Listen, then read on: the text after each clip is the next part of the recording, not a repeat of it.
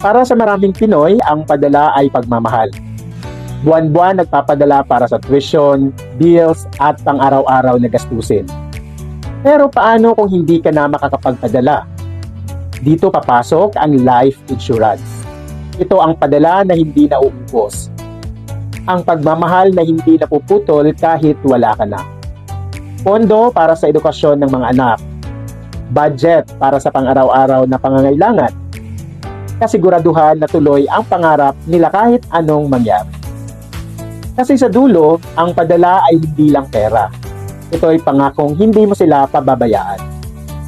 Kung may paraan kang ipagpatuloy ang padala kahit wala ka na, bakit hindi mo gagawin? Curious paano ito gumagana? Message me today. Para sa maraming Pinoy, ang padala ay pagmamahal. Buwan-buwan nagpapadala para sa tuition, bills at pang-araw-araw na gastusin. Pero paano kung hindi ka na makakapagpadala?